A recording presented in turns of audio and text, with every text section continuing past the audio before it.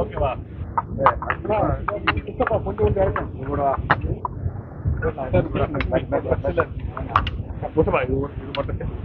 போடுறாரு. இத்தனை நாள் கழிச்சு நீங்க இப்ப எல்லாம் நார்மல் ஆயிடுச்சு, இயல்பு நிலைக்கு திரும்பி கொண்டிருக்கு. அந்த மக்கள் நிராதரவற்ற நிலையில், ஆதரவற்ற நிலையில் இருக்கும் பொழுது துன்பத்திலும் துயரத்திலும் கலந்து கொள்ள வேண்டும். எங்களுடைய தலைவர் ராகுல் காந்தி எதிர்க்கட்சி தலைவராக இருக்கிறார். ஆனால் நாடாளுமன்ற நடைமுறைகள், நாடாளுமன்றத்தில் எவ்வளவு வேலை பளு இருந்தாலும் அதையெல்லாம் ஒதுக்கி வைத்து விட்டு நான் இருக்கிறேன் என்று அந்த மக்களுக்கு ஆதரவு கரம் நீட்டினார். 100 வீடுகளை கட்டி தருவோம் என்றார். நாங்களும் தமிழ்நாடு காங்கிரஸ் கமிட்டி அறக்கட்டளை சார்பாக 1 கோடி ரூபாய் நாளை கொடுக்க இருக்கின்றோம். ஏற்கனவே அறிவித்திருந்தோம். இப்பொழுது 2000 பேருக்கு என்னென்ன பொருட்கள் தேவையோ அதை கண்டறிந்து இன்னும் ஒரு 50 லட்சம் ரூபாயில் கொடுக்கலாம் என்று திட்டமிட்டு இருக்கிறோம். ஆனால் எல்லாம் அங்க சுமூக நிலை திரும்பிய பிறகு இவர் போய் அங்க என்ன செய்ய போகிறார்? ஏற்கனவே பாதிக்கப்பட்டவர்களை வீடு கட்டுவதற்கு ராகுல் காந்தி ஆணை பிறப்பித்திருக்கிறார், கட்டளையிட்டு இருக்கிறார். கட்சி தோழர்களுக்கு எல்லோரும் அங்கே செய்து கொண்டிருக்கிறார்கள். இதுதான் பாசிசம் என்று நாங்கள் தொடர்ந்து சொல்லுவோம். மணிப்பூருக்கு இதுவரை செல்லவில்லை. ஏன் மணிப்பூருக்கு செல்லவில்லை? பாதிக்கப்பட்ட மக்களுக்கு ஆறுதல் சொல்லவில்லை. சரி, இவர் செல்லவில்லை. இவருடைய அமைச்சரவை சகாக்கள் இவர்களும் செல்லவில்லை. எதற்காக செல்லவில்லை? இதையெல்லாம் நாட்டு மக்கள் புரிந்து கொண்டிருக்கிறார்கள், கூர்ந்து கவனித்து வருகிறார்கள். வருகின்ற தேர்தலில் ஒரு நல்ல பாடத்தை புகுத்துவார்கள். அது எவ்வளவு பெரிய கொடுமை! இது மாதிரி ஒரு கொடுமை இந்த தேசத்துல, உலகத்துல இருக்கமா? ஒரு போட்டியாளர் போறாருன்னா முதல்ல அவங்களை செக் பண்ணுவாங்க, எவ்வளவு வெயிட் நீட்டு, எத்தனை எடை. 50 கிலோ பிரிவில் நீ கலந்து கொள்ளுங்கன்னா 50 கிலோ வெயிட் இருக்கான்னு பார்ப்பாங்க. அதுக்கப்புறம் தான் போட்டியிலேயே கலந்து கொள்ள விடுவாங்க.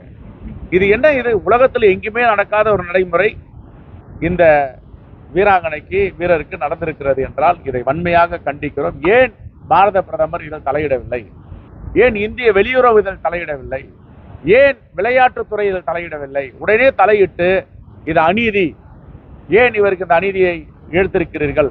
ஏற்கனவே உலகம் முழுவதும் பல முறை வென்ற 3 வீரர்களை வென்றிருக்கிறார். அவர் வென்ற பிறகு இப்பொழுது தகுதி நீக்கம் எந்த அடிப்படையில்? அந்த PT உஷா ஒரு உறுப்பினர், பாஜகவை சார்ந்தவர், நீட்டா அம்பானி ஒரு உறுப்பினர், மோடிக்கு வேண்டியமானவர், இவர்களெல்லாம் வைத்து 50 கிலோ 50 கிராம் அதிகமாக இருந்தார்கள். ஆகையால் இவரை நாங்கள் தகுதி நீக்கம் செய்கிறோம். இது மாதிரி ஒரு கொடுமை இந்த உலகத்தில் இருக்க முடியாது. ஏன் தகுதி நீக்கம் செய்யறாங்க? உள்நோக்கம் இருக்கு. அந்த அம்மா எதிர்த்து போராடினாங்க, சாலையில இறங்கி பிரிஜ் பூஷனுக்கு எதிராக குரல் கொடுத்தார்கள். பிரிஜ் பூஷன் பாஜகவுடைய தலைவர், நாடாளுமன்றத்தில் அவருடைய உறவினர்கள்லாம் உறுப்பினராக இருக்கிறார்கள். ஆகவே இதையெல்லாம் மக்கள் இதயம் கூர்ந்து கவனித்துக் கொண்டிருக்கிறார்கள். தேர்தலில் பாடம் புகழ்கிறார். இது போன்ற தேர்தல் ஸ்போர்ட்ஸ்ல இந்த மாதிரி தலையிடுறது அடுத்தோட நிலைக்கு ஒரு பெரிய பாதிப்பாக அரசியல் தலையிட இல்லைங்க. இது வன்மையாக கண்டிக்கத்தக்கது. தொடர்ந்து இதுல மட்டும் இல்ல. இப்ப நேற்றுக்கு சிறைத்துறையில் ஆய்வுக்கு போயிருந்தோம், பொதுக்கணக்கு சார்பா.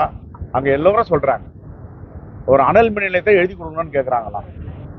எழுதி கொடுக்க நான் ஏங்க எழுதி கொடுக்கணும்? எங்க முப்பாட்டனுடைய சொத்து, பாட்டன் சொத்து, பரம்பரையா நாங்க தொழில் பண்ணிட்டு இருக்கோம்னா கொடுக்கலன்றதுக்காக 2 வருஷம் சிறையில் வச்சிருக்காங்க ஒரு தொழில் அதிபரை.